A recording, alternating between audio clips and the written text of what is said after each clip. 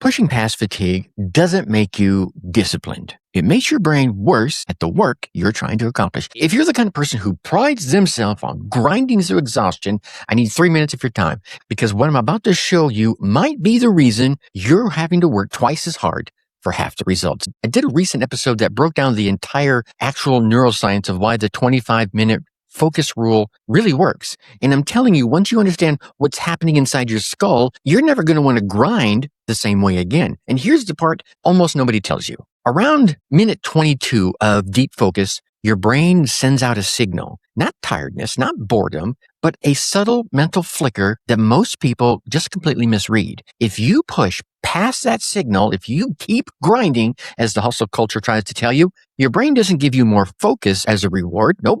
It does quite the opposite. It cuts the production of a chemical called BDNF. That's the thing responsible for actually locking information into your memory. Translation, what are you trying to say here, Tracy? Yeah, you're still working. You're just not learning as well anymore. Yeah, and that's not even the part that should really worry you. Your brain has its own waste removal, right? It's got its own system out there for dumping the garbage. It's called the glymphatic system, and it's only fully activates during real rest time. Not when you're scrolling your phone, not when you're texting your bestie, and not when you're checking your email. I'm talking about genuine disengagement. And if you skip that metabolic waste just builds up in your head, in your brain tissue, which equals slower thinking and duller focus and less creativity. Every single day that you override that break, you're not proving how tough you are or how resilient you are or just how much I can grind away. You're literally aging your own brain's performance. Look, you're not too disciplined to rest. You're too important to skip that rest. Here's a twist.